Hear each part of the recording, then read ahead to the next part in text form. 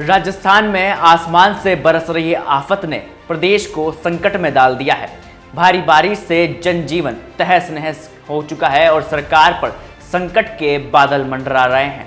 जहां एक तरफ बारिश की मार से प्रदेश जूझ रहा है तो वहीं सियासत के सियासी गलियारों में हड़कंप मचा हुआ है।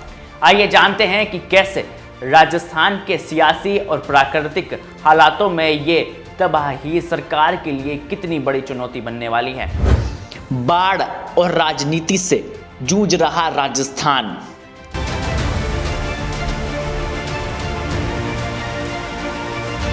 राजस्थान में जारी इस भारी बारिश से कितनी और जाएगी जान।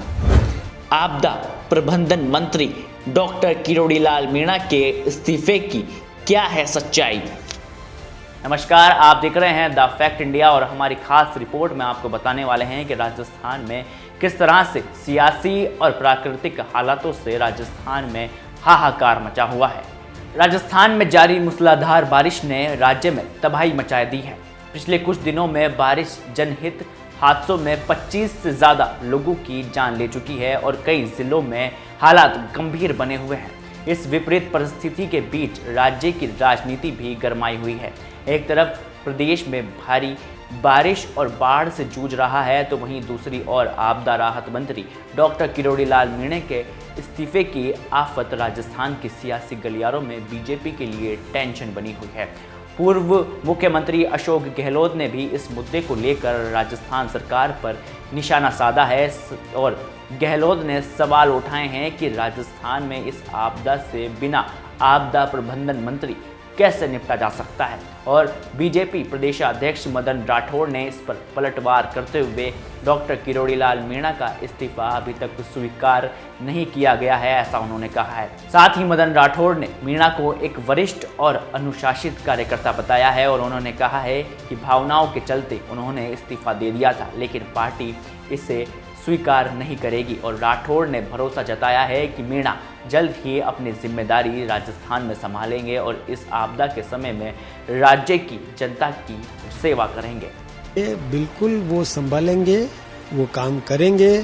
वो हमारे अनुशासित कार्यकर्ता हैं, वरिष्ठ कार्यकर्ता हैं, इसलिए वो कोई हमको संदेह करने की ज़रूरत नहीं है।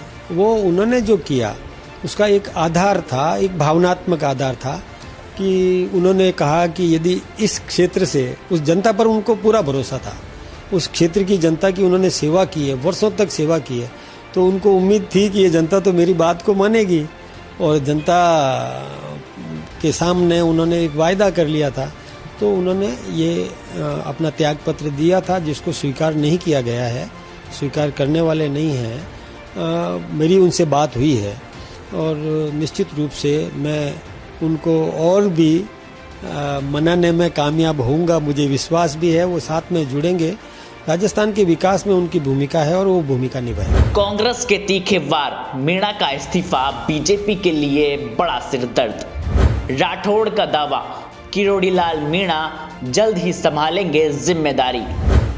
क्या भजनलाल की सरकार इस दोहरे संकट से उभर पाएगी। राजस्थान में इन बाढ़ के हालातों के बीच डॉक्टर किरोड़ीलाल मीणा महुआ पहुंचे हैं, जहां उन्होंने अधिकारियों की बैठक लेकर जलभराव की स्थितियों की समीक्षा की है। उन्होंने निर्देश दिए हैं कि जलभराव से पीड़ित लोगों को किसी भी प्रकार की परेशानी ना हो और जाम पर पड़े नालों को जल्द से जल्द खोला जाए। मीणा ने जयपुर रोड का दौरा भी किया है और पीडब्ल्यूडी अधिकारियों को क्षतिग्रस्त सड़कों की सूची बनाने के निर्देश दिए हैं। उन्होंने साथ ही क्षेत्रीय विधायक राजेंद्र प्रधान भी इस वक्त उनके साथ मौजूद थे और राजस्थान की राजनीति में इस वक्त लगातार घमासान मचा हुआ है और राजस्थान की राजनीतिक स्थिति और मौजूदा संकट के बीच सभी की नज़र अब आने वाले दिनों पर टिकी हुई है। देखना होगा कि डॉक्टर किरोड़ीलाल मीणा अपनी जिम्मेदारी को कब तक और कैसे संभालेंगे और क्या बीजेपी सरकार इन विपरीत परिस्थितियों से कैसे उभर पाती है। फिलहाल के लिए इतना ही, लेकिन ये ज़रूर दिलचस्प होगा कि क्या आखिरकार जिस तरह से राजस्थान में बाढ़ के हालात पैदा हुए हैं और उसी बीच में राजस्थान के आपदा प्रबंधन मंत्री डॉक्टर किरोड़ीलाल मीणा का इस्तीफा भी अभी तक जूझ रहा है, तो ये देखना दिलचस्प होगा कि क्या राजस्थान की जनता को किस तरह से डॉक्टर किरोड़ीलाल मीणा संकट मोचन बनकर राजस्थान की जनता को निजात दिलाते हैं। तब तक के लिए देखते रहें द फैक्ट इंडिया, और क्या कुछ महुआ में डॉक्टर किरोड़ीलाल मीणा ने कहा है वो भी आपको सुनाते हैं, सुनिए। फील्ड में उतरे हैं। जिले की सर्वाधिक वर्षा तो करीब 133 1330 mm यह महुआ में हुई है और जल भराव है। और जल भराव का सबसे कारण है इंक्रोचमेंट।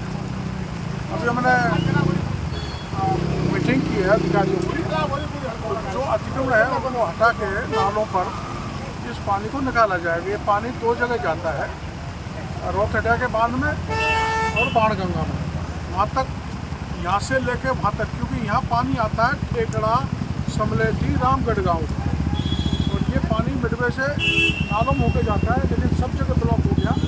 इस ब्लॉकेट को तुरंत प्रभाव से ख़त्म करके पानी का रास्ता बनाया जाएगा, वरना ये कॉलोनी जलमग्न हो जाएंगी। और एसडीओ साहब को कह दिया गया है, एडीएम साहब भी मौजूद थे मीटिंग में, सारे अधिकारी मिलकर ऐसी योजना बनाएंगे कि पानी बाणगंगा नदी और दूसरे अगल बगल के बांधों में चला जाए।